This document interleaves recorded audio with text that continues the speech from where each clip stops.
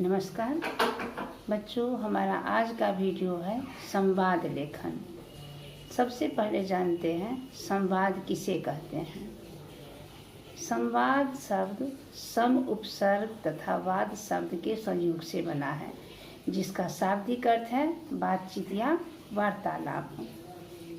संवाद दो या दो से अधिक लोगों के में परस्पर बातचीत यानी संवाद के लिए वक्ता और श्रोता दोनों का होना आवश्यक है। इस तरह मौखिक वार्तालाप को लिपिबद्ध करना संवाद लेखन कहलाता है। बच्चों, शब्दकोश में संवाद शब्द के अर्थ हैं बातचीत, कथोपकथन, वाद विवाद करना इत्यादि। संवाद बातचीत की वह शैली है जिसके अंतर्गत लेखक हर पात्र को स्वतंत्र रूप से लिखकर उसके सामने उसके मनोभावों को प्रस्तुत करता है।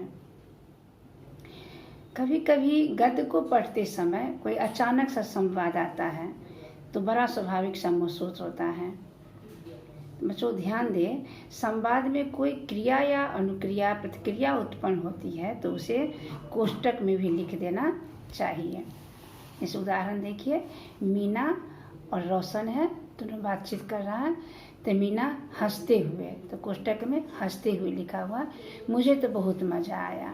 रोशन मुंह बिगाड़ का हूँ, वह भी कोई फिल्म थी। बच्चों ये बात ध्यान दें, संवादों का प्रयोग कहाँ होता है या महत्व क्या है। तो नाटक, एकांकी, रूपक एवं फिल्म आदि में देखा जाता है। चलिए देखते हैं संवादों की क्या विशेषता है।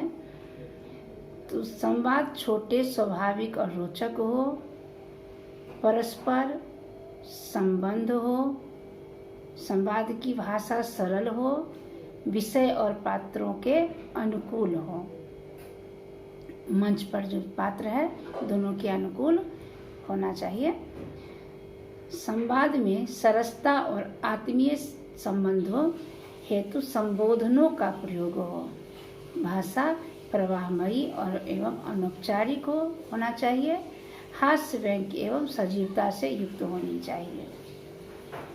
बच्चों, संवाद में बालाघात एवं अनुतान का बहुत महत्व होता है। यहाँ देखें, विचार करें। मनोभाव, मुद्रा आदि कोष्टक में लिखा जाना चाहिए। भावानुसार विराम चिन्ह का प्रयोग भी होना चाहिए। अब बात करते हैं संवाद के मुख्य बिंदु की। मुख्य बिंदु क्या है? संवाद लेखन से पूर्व जानने योग्य बातें। संवाद दो या दो से अधिक पात्र लिया जाना चाहिए। साथ ही 60-70 शब्द हो, 10-12 संवाद आवश्यक हो, यानी 5-5 बार या 6-6 बार दोनों पात्रों का संवाद होना चाहिए। संवादों का क्रमिक विस्तार कैसे हो? समस्या परिचय, विस्तार समाधान हो, भाषा की बाध्यता नहीं होती है, विदेशी शब्दों का प्रयोग भी मान्य है। संवाद में मुहावरों और लोकोक्तियों का प्रयोग मान्य है। घटना के स्पष्टीकरण हेतु कोष्टक में निर्देश लिखा होना चाहिए।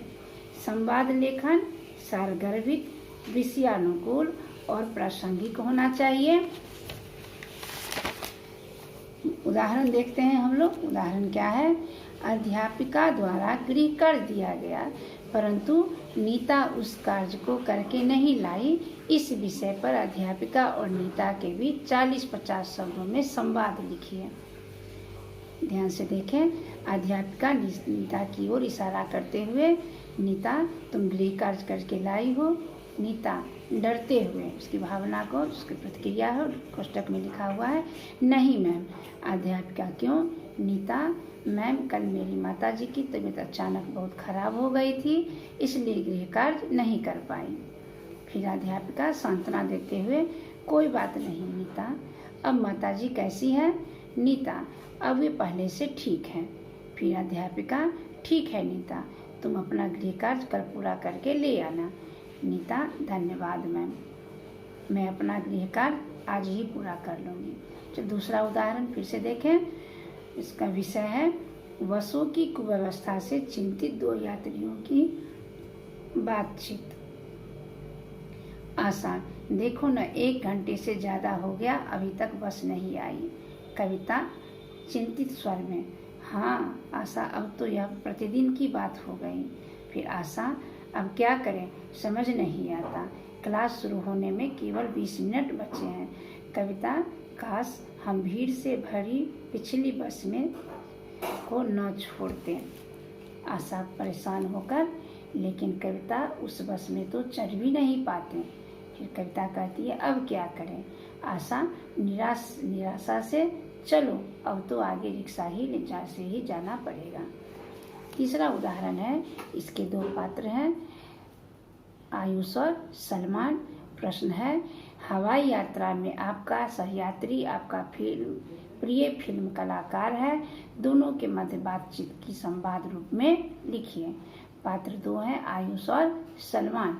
आयुष कह रहा है, हेलो सर। सलमान, हेलो, क्या आप मुझे जानते हो। आयुष, जी हाँ, आप सलमान खान हैं, सुपरस्टार। सलमान मुस्कुराकर, तो अब तक ऐसे क्यों देख रहे थे। आयुष, डर रहा था, सोच रहा था बात कैसे करूं। सलमान, अच्छा बताओ, मेरी कौन कौन सी फिल्म देखी है तुमने। आयुष के साथ वार्तालाप शुरू है, जारी है। तो बच्चों, संवाद की भाषा के बारे में जाने। जो संवाद की भाषा सरल सहज भाषा के प्रयोग से स्वाभाविकता और मौलिकता होनी चाहिए। मुझे विश्वास है कि आप लोग को समझ में आ गया होगा। धन्यवाद। आपका दिन शुभ हो।